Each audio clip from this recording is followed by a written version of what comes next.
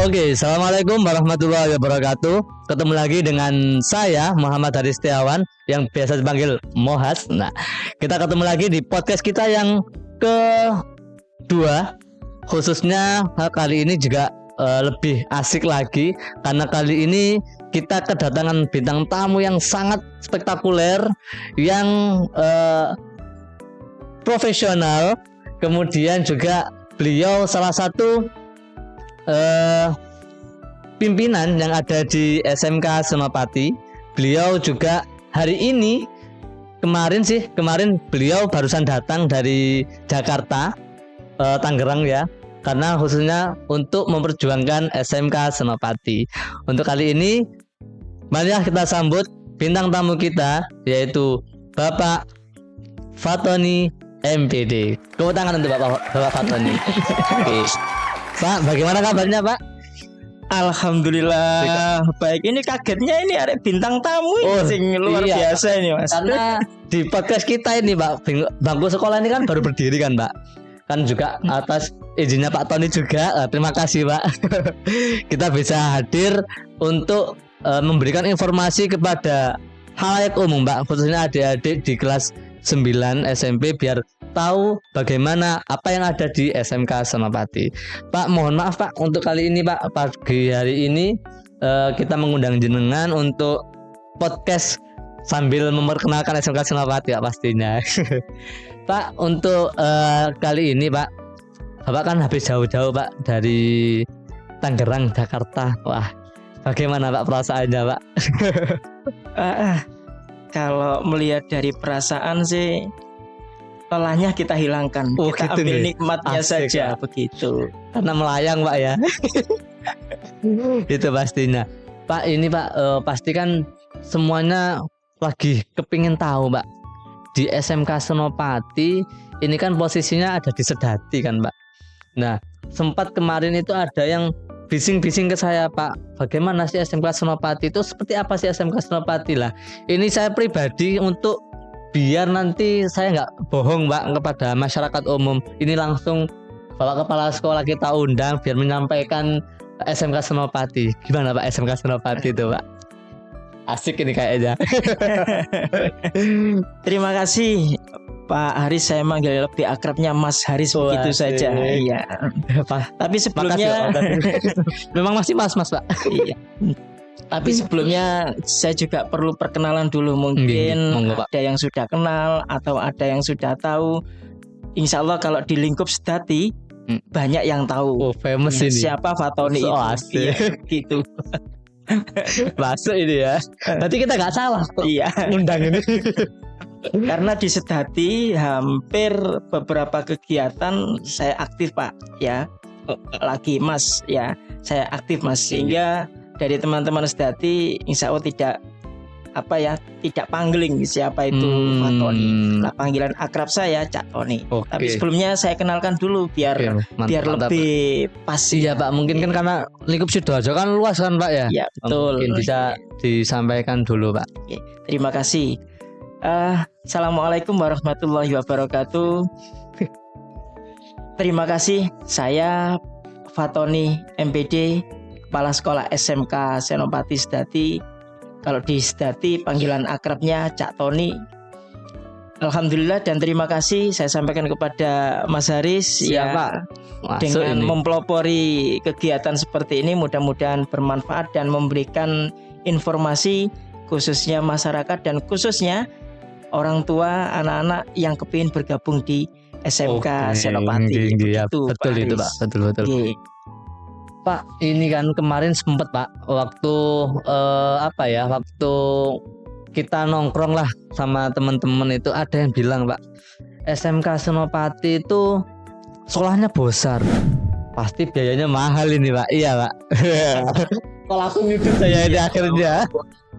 Ya, fokus sebelum masuk ke daerah di situ perlu kami sampaikan dulu apa sih yang ada di SMK Senopati, apa sih keunggulan yang ada di Senopati, apa sih kelebihan yang ada di Senopati. Ya, ini harus saya sampaikan. Baru nanti kalau sudah masuk di situ, kita masuk di biaya. Masuk. Berarti biar wali murid ataupun adik-adik di sana itu agak deg-degan dulu, Pak. Apa sih, ada apa saja SMK Senopati? Ya, monggo Pak, lanjut. Terima kasih. Saya lanjutkan. Di SMK Senopati yang pasti religius, pasti sudah. Religius. Kedisiplinan itu harga mutlak, sudah tidak bisa diganggu gugat. Datang terlambat, pintu gerbang ditutup. Berarti nggak bisa masuk ini. Itu kedisiplinan ya. Kita geser kepada sarana.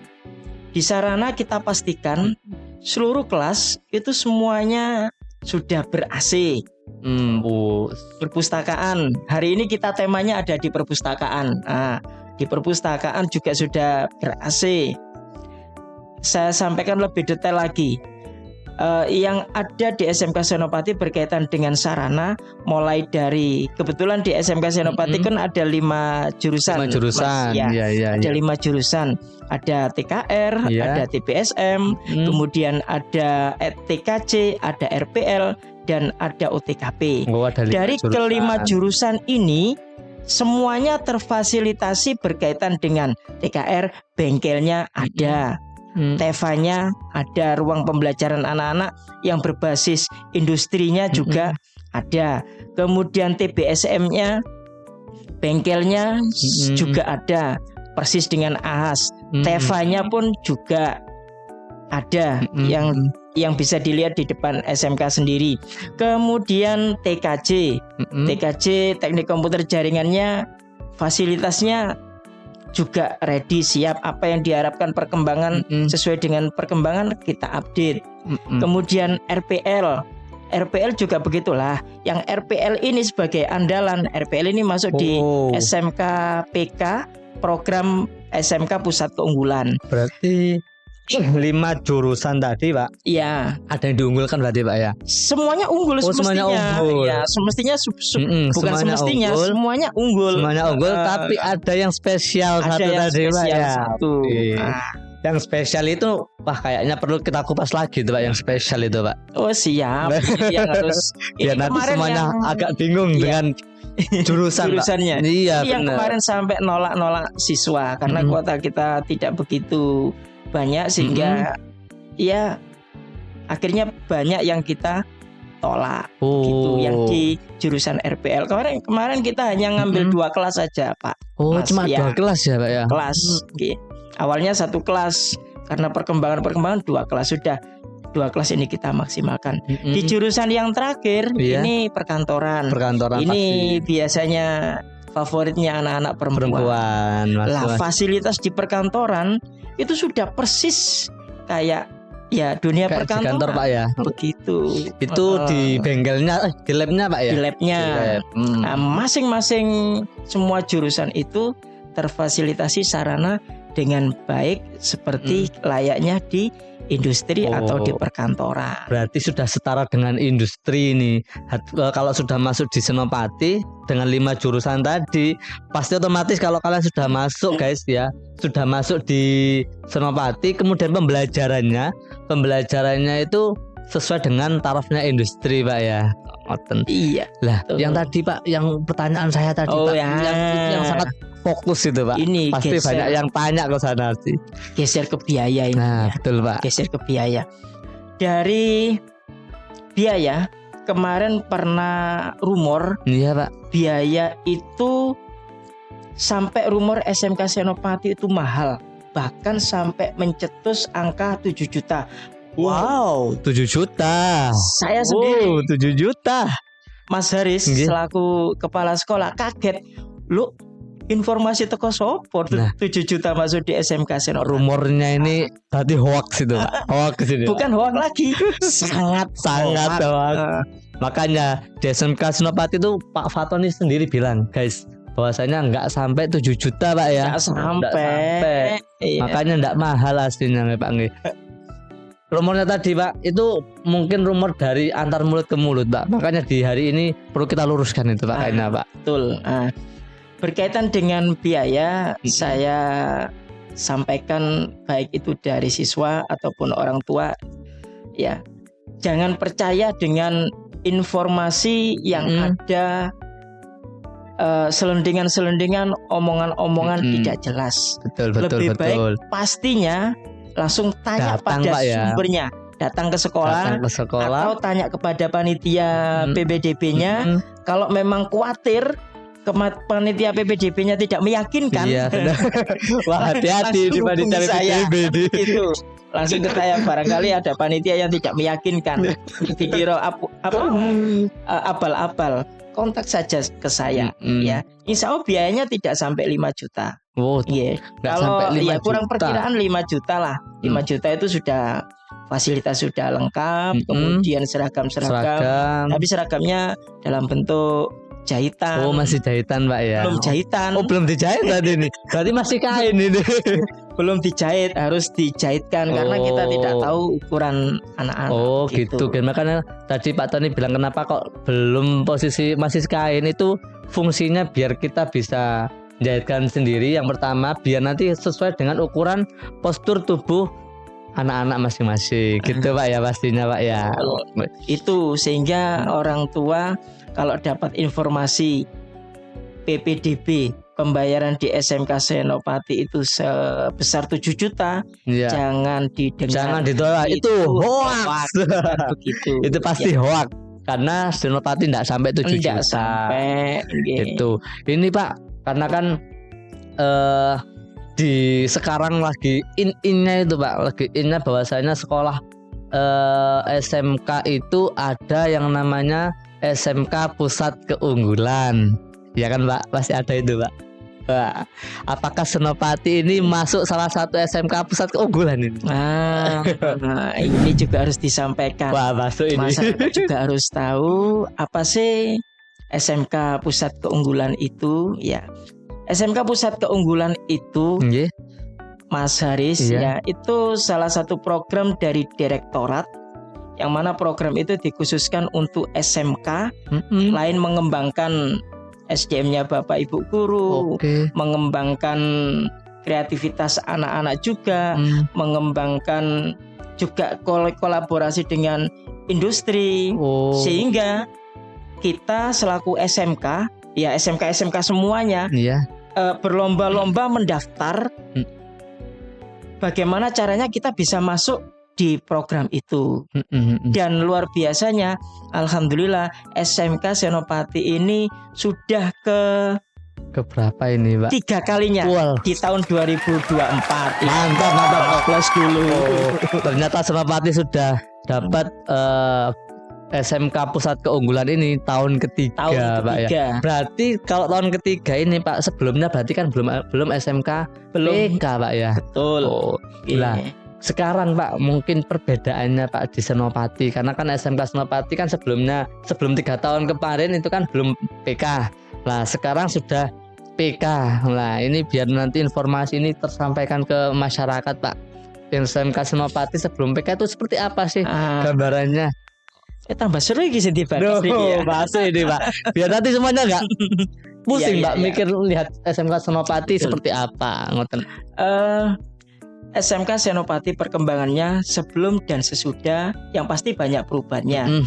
Saya selaku kepala sekolah keberapa kalinya ya, kesekian kalinya. Sebelumnya itu yang megang Bu Asma Lutfa, itu yang pertama mengawali untuk SMK Senopati daftar menjadi SMK Pusat Keunggulan. Itu awalnya SMK itu mengambil jurusan otomotif. Otomotif. Yang awal jurusannya itu otomotif yang diajukan Pak ya. Tidak lolos. Kemudian tahun berikutnya ngajukan lagi karena kepala sekolah sebelum saya itu ambisinya luar biasa. Kok ngomong ambisi kok ya, kreativitasnya semangatnya luar biasa. Ya, semangatnya luar biasa sehingga berupaya mendaftarkan lagi SMK Senopati untuk menjadi SMK Pusat Keunggulan. Berarti menjadi SMK Pusat Keunggulan ini enggak gampang Pak ya? Gampang, prosesnya panjang berarti. Sempat SMK Senopati ini ditolak loh Pak ya? Sempat ditolak tadi di jurusan otomotif ya? TPSM. Yang kita itu yang ditolak itu Pak ya? Ditolak. Akhirnya dengan semangatnya kepala sekolah sebelum saya Pak Tony, ya alhamdulillah akhirnya lolos Pak yang jurusan RPL tadi. RPL, Oh, ya. ya itu tadi makanya spesialnya itu yang ada di RPL karena masuk di kompetensi keahlian SMK Pusat Keunggulan gitu Pak. Itu pun dengan semangatnya Bu Asma untuk mendaftarkan itu banyak cara yang dilakukan. Dan kita sendiri kalau menurut saya caranya itu ya memberikan dorongan semangat yang luar biasa. Dari pengalaman awal diambil apa yang kurang diperbaiki lagi sehingga di tahun keduanya diterima di SMK Pusat Keunggulan yang konsentrasi keahliannya rekayasa perangkat lunak. Gitu. Ternyata lah berkaitan dengan perubahannya ya sangat beda. Dulu SMK sebelum SMK PK, sebelum menjadi sekolah pusat keunggulan, SMK itu tidak punya kelas program. Sekarang sudah punya kelas program khusus sendiri dengan Aksio itu di jurusan RPL-nya. Dulu tidak punya TEVA, sekarang TEVA-nya sudah siap. Iya, Mas. Dulu bengkel ini juga kaitannya, bengkel TKR-nya tidak ada. Sekarang sudah lengkap, TEVA-nya juga ada. Semua jurusan hampir semuanya sudah ada TEVA-nya. Banyak perubahannya terutama pada perkembangan. Bapak Ibu guru kan masuk di program SMK Pusat Keunggulan harus bersertifikasi, tidak main-main itu Mas. Itu Pak ya, berarti guru semua sertifikasi ini Pak. Hampir kalau sekarang guru RPL itu lebih dari 80% sudah tersertifikasi. Ini sertifikasinya itu Pak dari Dinas Pendidikan atau dari mana ini Pak? Ini untuk sertifikasinya ini ada yang mengikuti pelatihan pada BOE. BOE Malang. Kemudian ada lagi harus setelah guru itu ada pemagangan, guru itu mengikuti ujian. Muncul baru di situ sertifikasinya. Ternyata jadi guru yang sudah PK itu Mas juga berat. Ternyata berat, harus belajar karena apa? Itu semua untuk siswa Pak ya pastinya Pak ya. Praktis begitu. Makanya kalau yang SMK PK itu kalau kesimpulan saya sih akhirnya dampaknya nggak hanya dari sekolah saja. Ternyata guru juga otomatis ilmunya semakin bertambah karena juga tarafnya dengan industri. Kemudian siswanya akhirnya informasi siswa itu juga dari industri juga Pak ya pastinya. Otomatis iya. Terus kemudian sarana Pak pastinya Pak ya. Terus sarana ini juga menunjang sesuai dengan adanya PK ini bisa setaraf dengan industri. Begitu ya pastinya Pak ya. Terus ini Pak karena SMK PK itu kan di tahun ini kan pasti ada beda-beda program kan Pak pastinya. Iya. Lah kalau hasil dari Tangerang kemarin Pak, ini SMK PK-nya bagaimana Pak ke depannya ini Pak? Pasti kan demi siswa kita, kemajuan siswa kita juga, pengetahuan siswa kita juga pasti ada per tahun beda-beda Pak SMK PK-nya. Nah kalau tahun ini gimana ini Pak? Ini lebih menarik di PK berikutnya. Ya. Keren ini kayaknya. Awal utamanya yang namanya program SMK PK itu ada beberapa hal bentuk bantuannya, Mas ya. Ada dalam bentuk pembelajaran, ada dalam bentuk peralatan, ada dalam bentuk bangunan. Ada 3 poin. Yang pasti setiap kali PK itu harus ada pembelajarannya. Pembelajarannya macam-macam, peningkatan kualitas guru, kemudian pembelajaran siswa dan seterusnya. Kemudian di peralatan, ini peralatan kita mulai beberapa tahun yang kemarin, peralatan kita khususnya di bidang rekayasa perangkat lunak sudah lengkap, sudah sudah Core i7 semua. Dan lab itu Pak, semuanya satu lab. Sudah. Yes. Jadi orang tua kalau sudah mendaftarkan di jurusan itu, jangan mikir Pak enggak punya laptop. Sudah, di situ sudah difasilitasi. Karena nanti laptop itu fasilitasnya dari sekolah Pak ya, untuk belajarnya. Dari sekolah ya. Semua.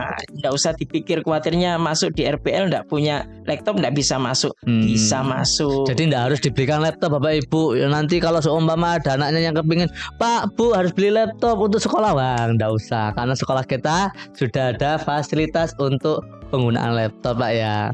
Yang tadi Pak belum dijawab ini Pak, yang untuk program selanjutnya. Sama mau dipotong ya, karena terlalu antusias saya Pak dengan SMK Senopati ini. Untuk SMK tahun ini, ya dari SMK Senopati tetap bentuk pembelajarannya ada. Ini wajib bentuk pembelajarannya. Kemudian di dalam salah satu pembelajaran ini ada satu yang kita laksanakan. Ini menurut saya yang belum pengalaman buat saya. Apa ini? Magang luar negeri. Magang luar negeri. Nggak ada Pak sekolah kayak gini Pak. Bahaya ini Pak, bahaya. Yang memang langsung komunikasinya dengan industri ada, iya. Cuma dari sekian banyak sekolah ya tidak semuanya. Berarti gini, keunggulan SMKPK tadi Pak ya, termasuk siswa itu bisa magang ke luar negeri berarti Pak ya. Iya, itu di uangnya dari sekolah ataupun dari wali murid Pak. Kalau itu Pak, wah. Bahaya ini, semakin menantang ini kayaknya. Nanti wali murid juga biar tahu juga. Iya. Selama tahun pelajaran tahun 2024 ini, iya. SMKPK pada konsentrasi keahlian di pembelajarannya ada program berkaitan dengan magang industri, iya. Yang membiayai bukan dari sekolah juga, tapi dari direktorat. Dari pemerintah ini. Dari Pak. Pemerintah lah, dari pemerintah, karena sekolah ini berupaya kepingin dapat, nanti yang melaksanakan sekolah. Yang tanggung jawab sekolah. Kira-kira bisa dijalankan apa tidak? Karena yang difasilitasi dari direktorat itu selama pelatihan untuk persiapan ke luar negerinya. Berarti begitu. Anak ini disiapkan sampai bisa masuk ke luar negeri nih Pak. Iya, enggak main-main loh Mas. Itu berapa di pelatihannya itu lumayan besar biayanya. Iya, dan waktunya 6 bulan. Saya enggak bayangkan 6 bulan belajar bahasa non Inggris loh ya. Non Inggris ini Pak ya. Saya kira tadi Inggris Pak. Bukan. Ini arahnya ke luar negerinya ke Jepang. Ke Jepang. Ternyata ke Jepang ini yang belum tahu Jepang enggak. Nanti bisa masuk ke Senopati ya, belajar yang giat. Nanti kita ada pelatihan untuk bahasa Jepang Pak ya, biar nanti bisa ke Jepang. Terus lanjutnya lagi Pak, selain yang program tadi Pak, kan ada yang utama tadi kan magang Pak ya, magang di luar negeri lah. Ini pasti ada industrinya kan Pak di sana kan Pak, bukan hanya ditaruh di sana kan Pak. Ini informasi kemarin waktu di kegiatan Tangerang berkaitan dengan magang ke luar negeri. Yang pertama harus disiapkan dulu dengan LPK-nya, lembaga kursusnya. Dari lembaga kursus nanti juga akan disiapkan lagi berkaitan dengan SO-nya atau sending organizer-nya. Ya, coro kasare ngono di sana itu yang membawa anak-anak untuk di sana. Istilahnya kayak ada orang yang mendampingi Pak ya. Atau organisasi yang siap memperkerjakan di sana. Cuma yang harus yang harus saya pastikan jangan sampai kalau memang sudah siap magang setelah pelatihan 6 bulan kemudian siap magang ke luar negeri, saya harus memastikan apa yang dikerjakan anak-anak itu sesuai dengan kompetensinya. Saya tidak berharap di sini disiapkan, di sana jadi kuli kan benar, harus kita siapkan dulu. Lah sebelum ke sana ya nanti jenengan dengan saya kita ke sana. Masuk. Ini mungkin nanti Pak, Bapak Ibu guru pasti ada yang ke sana nanti Pak. Ya kalau anak ada yang ke sana kita pasti harus ke sana. Tapi nanti masuk izin lembaga dulu ya. Itu yang perlu Pak. Kalau nggak gitu nggak boleh nanti. Oke Pak, untuk ini Pak mungkin dari sekilas ceritanya Pak Fatoni tentang SMK Senopati Pak, mungkin ada nanti yang perlu disampaikan kepada masyarakat ataupun anak-anak SMP Pak, biar nanti bisa segera gabung ke SMK Senopati Pak. Mungkin bisa disampaikan biar dia ndak bingung mencari sekolah-sekolah di Sedati, karena informasi dari selentingan telinga saya Pak, wah ini ternyata di Senopati di Sedati itu SMK terfavorit itu adalah SMK Senopati nih Pak. Nah biar ndak sampai dia daftar kemudian ditolak Pak, nah, caranya bagaimana ini Pak? Oke. Ya. Terima kasih.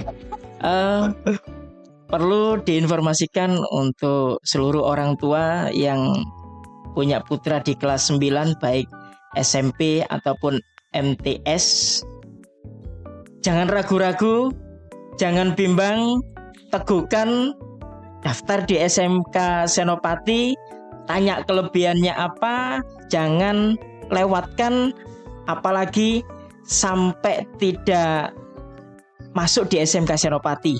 Karena tahun kemarin itu kita menolak kurang lebih 2 kelas, termasuk kelas RPL. Nah itu kalau disia-siakan daftar nunggu dan seterusnya, kalau kuota sudah terpenuhi, ya kami sampaikan mohon maaf, kuota harus kami tutup. Gitu. Oke Mbak. Berarti segera daftarkan diri kalian atau putra-putri jenengan semuanya Bapak Ibu biar segera masuk ke SMK Senopati. Pak Fatoni, terima kasih untuk hari ini Pak. Mudah-mudahan informasi yang Bapak sampaikan tadi bisa nyampe ke sewali murid kemudian ke anak-anak SMP Pak, biar nanti anak-anak ini langsung berbondong-bondong masuk ke SMK Senopati. Itu Pak. Terima kasih Pak Fatoni untuk hari ini. Terima kasih. Tapi sebelumnya terakhir saya menyampaikan ucapan terima kasih kepada teman-teman Bapak Ibu kepala sekolah, khususnya SMP yang ada di Sedati dan umumnya SMP yang ada di Sidoarjo. Kita difasilitasi kemarin untuk mensosialisasikan program-program yang ada di SMK. Saya sampaikan terima kasih. Mudah-mudahan putra-putri Bapak Ibu masuk di SMK Senopati, mudah-mudahan sukses. Oke, terima kasih Pak Fatoni. Oke teman-teman, terima kasih untuk hari ini karena sudah panjang lebar Pak untuk hari ini Pak. Saya terima kasih sudah mengganggu waktunya Pak Fatoni untuk kegiatan podcast kita hari ini. Terima kasih Pak Fatoni. Terima kasih. Iya Pak. Untuk kali ini terima kasih untuk teman-teman semua, dan sebelum kita akhiri perlu saya sampaikan kepada semuanya untuk segera daftar di SMK Senopati, karena kalian nanti pasti akan rugi kalau tidak segera daftar. Kemudian yang kedua, jangan lupa juga like, share, and subscribe channel YouTube kita, yaitu YouTube SMK Senopati ataupun Bangku Sekolah. Itu yang perlu saya sampaikan untuk hari ini. Saya akhiri untuk semuanya. Assalamualaikum warahmatullahi wabarakatuh.